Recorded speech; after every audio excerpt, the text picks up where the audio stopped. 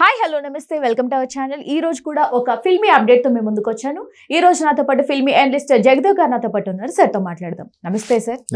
Sir, Christians శ్మశానం ముందు bold scenes ఉన్నాయి. టాక్సిక్ మూవీ, మా మనోభావాలు దెబ్బతిన్నాయి అంటూ క్రిస్టియన్ సంఘాలు ఆరోపణలు చేస్తున్నట్టుగా వార్తలు వస్తున్నాయి. సో దాని గురించి ఏం చెప్తారు? యాక్చువల్గా ఈ మధ్యకాలంలో ఇవి మనోభావాలు ఎక్కువైపోయామ్మా. మా మనోభావాలు దెబ్బతిన్నాయి, మనోభావాలు దెబ్బతిన్న పాట కూడా వచ్చింది, మా భావ మనోభావాలు దెబ్బతిన్నాయి అన్నట్టుగా. అంటే ఇప్పుడు ఇంతకుముందు ఒక సినిమాలో 80s 90s గాయం అనే సినిమా వచ్చింది, రామ్ గోపాల్. అందులో మత విద్వేషాలు రెచ్చగొట్టడానికి ఆ సినిమాలో ఏ సినిమా సరే గుర్తులేదు, కానీ కావాలని హిందూ దేవాలయం ముందు ఆవుని చంపేయడం, ముస్లిం దగ్గరికి వెళ్ళి వాళ్ళకి నచ్చదు కాబట్టి ముస్లిం మసీదు ముందుకెళ్ళి పందిని చంపడం చేస్తారు కొంతమంది దుండగులు. సో వెంటనే హిందూ ముస్లిం గొడవలు వస్తాయని వాళ్ళ ఉద్దేశం. అంటే సినిమాలో అలా చూపించారు. సో అది చూపించినంత మాత్రాన సినిమాలో ఒక స్టోరీగా చూడాలి తప్ప ఇట్లా మా మనోభావాలు దెబ్బతినేలా, మమ్మల్ని రెచ్చగొట్టేలాగా మా మసీదు ముందు ఇలా చేశారు, మమ్మల్ని రెచ్చగొట్టేలాగా మా దేవాలయం ముందు చూశారంటే దీనికి ఆన్సర్ ఏం చెప్తామమ్మా? సో అక్కడ సినిమా సన్నివేశం అలా చూపించారు. వాళ్ళ తాలూకు వ్యక్తి ఎవడో చనిపోయాడని చెప్పి నివాళులు అర్పించడానికి చర్చికి వెళ్తే, ఎలా అంటే చాలా సినిమాల్లో క్రిస్టియన్స్ బరియల్ గ్రౌండ్స్ లోనే షూట్ చేసుకున్నట్టుగా చాలా సన్నివేశాలు కూడా పెట్టారు కదా ఇంతకు ముందు.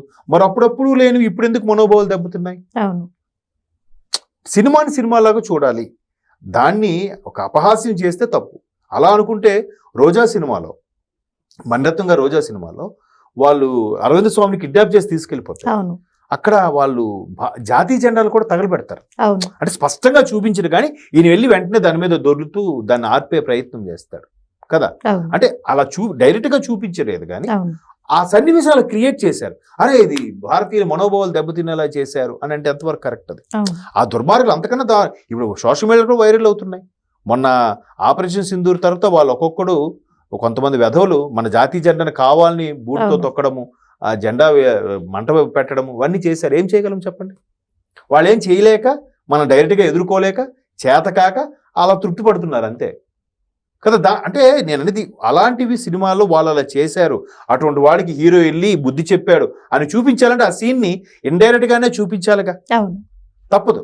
సో అలాంటి సందర్భాలు కూడా మనోభావాలు దెబ్బతింటాయంటే మనం ఏం చేయలేం. ఇలా అనుకుంటే పాత సినిమాలు చాలా కొన్ని మొన్న రీసెంట్గా కూడా ఛానల్ ఓపెన్ చేస్తాం ఇంట్లో రిలాక్స్గా కూర్చున్నప్పుడు ఆ సినిమాలు చూస్తే ఇందులో ఈ పదం వాడా, ఇప్పుడైతే ఈ సినిమా పెద్ద గొడవ అయిపోయేదిరా అనుకున్నాను.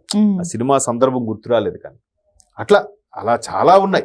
ఇప్పుడు రాయలసీమ రామణ చౌదరి సినిమాలో మోహన్ బాబు గారు దేవుడి గురించి కొంచెం చాలా పెద్ద లంది డైలాగ్ చాలా బాగా చెప్తారు ఆయన. బెల్లం ముక్క, శనగ చెక్క అవన్నీ నువ్వు తిరిగి తింటావనే దేవుడు పెడతావు, లేక పెట్టవు, తలనీలాలు ఇస్తావు, తిరిగి మొలుస్తాయి కాబట్టి తలనీలాలు ఇస్తావు, ఒకసారి ఇచ్చిన తర్వాత తిరిగి వెంట్రుక మొలవదు అంటే నువ్వు తలనీలాలు కూడా ఇవ్వవు. అలాగే అన్ని మతాల గురించి కూడా చాలా క్లియర్గా ఇప్పుడు కానీ ఉంటే అది పెద్ద ఇష్యూ అయిపోయేదేమో, మేబీ ఆ డైలాగే తీసేసేవాళ్ళేమో. అంటే నేను అన్నిది అలాంటి సందర్భాలు వచ్చినప్పుడు మేబీ ఇప్పుడు కొత్తగా ఎలా అయిందంటే ఏదో ఒక విధంగా హైలైట్ అవ్వాలనుకున్న వాళ్ళు ఉంటారు సోషల్ మీడియాలో. సో అలా కూడా తీసుకొచ్చిన అంశమేమో, అంతేగాని సినిమాని సినిమారంగా చూడండి. ఎందుకంటే కొన్ని సినిమాల్లో హీరో క్రిస్టియన్ ఉంటే హీరోయిన్ హిందూ ఉంటుంది, లేదంటే హీరో ముస్లిం ఉంటే హీరోయిన్ క్రిస్టియన్ ఉంటుంది, రకరకాలుగా ఉంటాయి. అంత మాత్రాన అరే ఈ ముస్లింకి క్రిస్టియన్కి పెళ్లి చేశాడు రా, మేమైతే ఒప్పుకోరా అంటే ఎలా అవుతుంది? సినిమా వరకే చూడండి. ఎగ్జాక్ట్లీ సార్, రీల్ ని రీల్ లా చూడాలి, రియాలిటీకి ఆపాదించుకోకుండా ఉంటే better. Exactly. Thank you sir. Thanks అమ్మా.